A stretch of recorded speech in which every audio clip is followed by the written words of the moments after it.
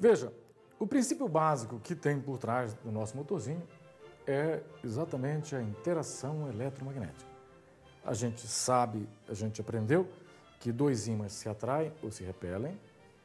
Da mesma forma, uma bobina ou um fio percorrido por corrente elétrica também cria um campo magnético e, portanto, interage com o ímã, ou atrai ou repele.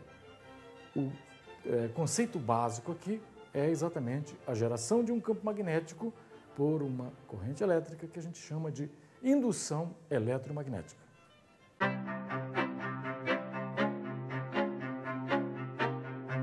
Veja, esse motorzinho que a gente acabou de construir funciona de forma muito parecida com todos os motores elétricos que você vê por aí, né? Veja, todo motor elétrico ele precisa ser ligado a uma fonte para que circule corrente elétrica. Essa corrente elétrica vai passar pela bobina, vai gerar um campo magnético, e aí a gente diz que é um campo eletromagnético porque esse campo magnético foi gerado pela passagem de eletricidade e ele interage com o ímã. Uma observação interessante a ser feita é a seguinte: nem todo motor elétrico tem um ímã. É isso mesmo. Tem motor elétrico que só tem eletroímãs, ou seja, tem duas bobinas. Quando você cria um campo magnético em uma das bobinas, ele interage com o campo elétrico criado pela outra bobina. Essa interação também provoca o movimento, porque, como a gente acabou de aprender, a passagem de corrente elétrica por uma bobina gera um campo magnético. Se eu tenho duas bobinas passando corrente elétrica pelas duas, eu tenho, no fundo, dois ímãs. E esses dois ímãs interagem de forma controlada, ou seja, eu posso fazer essa interação acontecer do jeito que eu quero. E aí eu faço isso de maneira a provocar o giro do eixo do motor. Mas todos os motores que você tem por aí, motor liquidificador, motor da batedeira, todos os motores elétricos funcionam a partir do princípio da interação eletromagnética.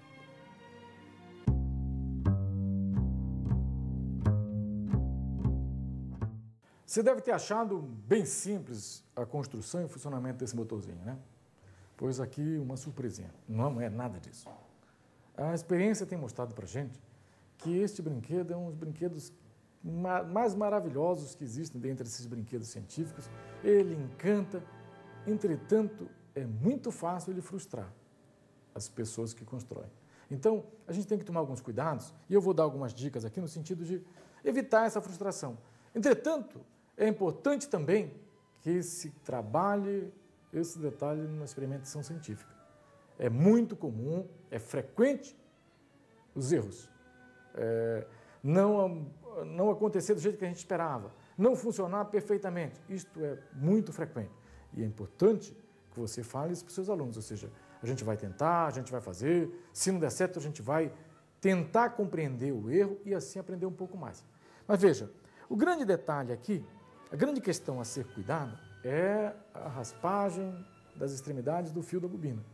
Você tem que, de fato, tomar o cuidado para raspar só a metade daquela extensão do terminal da bobina, porque se raspar inteiro, o motor vai ficar fazendo movimento de ida e volta. Este é o principal. A mesma coisa do outro lado, na outra extremidade da bobina, raspar completamente. Por isso que eu sugeri, se você puder manter um isqueiro no bolso e queimar o esmalte, ajudar seu aluno, queimar a pontinha do fio da bobina e depois passar uma lixa naquela extremidade que vai ser lixada completamente, isto facilita o contato. Porque às vezes eles passam a lixa e não tiram o esmalte direito. Isso prejudica o contato. Agora, tem uma outra questão que não é que pode dar errado, mas que vai ser estranho, mas vai ser muito interessante. Pode ser que seus alunos façam o motor e aí o motor está girando para lá, sentido horário. E de repente ele olha para o motor do amigo do lado e o motor está girando no sentido contrário. Aí ele vai tentar fazer o dele girar e o motor não vai girar no sentido que ele quer. O motor é quem decide em que sentido ele gira. Na verdade, você pode alterar. Simples. Como? Vou desligar aqui rapidamente, mas é simples. Eu inverto o meu ímã. Ao inverter o ímã, eu mudo a direção do campo, ou seja, o que era Polo Norte virou Polo Sul. Ou seja, não é que transformou o polo do ímã, né? O Polo Norte do ímã agora ficou para cima e o Polo Sul para baixo. Ou vice-versa. E aí a interação altera. E o ímã vai passar a girar no sentido contrário.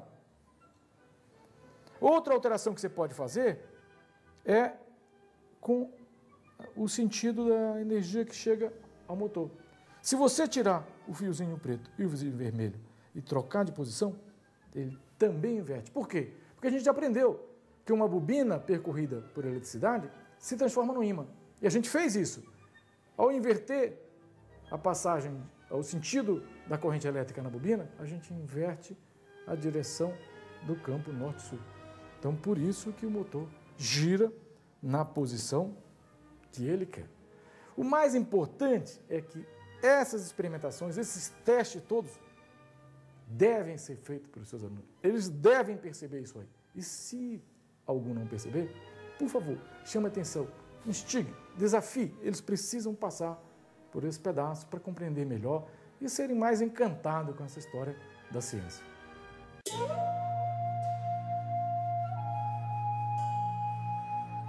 Sempre que se ouve falar de um grande cientista, se idealiza uma imagem de um cara superdotado, de um cara espetacular, de um gênio. E a vida do Faraday é exatamente o contrário disso. O Faraday foi um cara comum, como todo mundo, um cara simples, trabalhou como ajudante de encadernação, apenas foi um cara extremamente curioso, um cara que aceitava desafios, sensível a essa história toda da ciência. Portanto, por conta de tudo isso, eu sugiro como um trabalho interessante, de reflexão, de aprofundamento dos seus alunos, uma pesquisa sobre a vida do Faraday. Com certeza eles vão adorar e vão descobrir uma série de outras engenhocas, de outras montagens científicas que o Faraday sugeriu, e isso, sem dúvida, vai trazer elementos para a conversa sua com seus alunos, vai trazer mais tempero para toda essa discussão acerca da interação eletromagnética.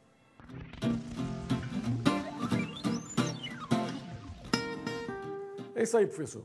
Agora é só você aliar o seu magnetismo especial com o magnetismo da ciência e conquistar cada vez mais, atrair cada vez mais a atenção dos seus alunos e desafiá-los para um trabalho maravilhoso na sua sala de aula.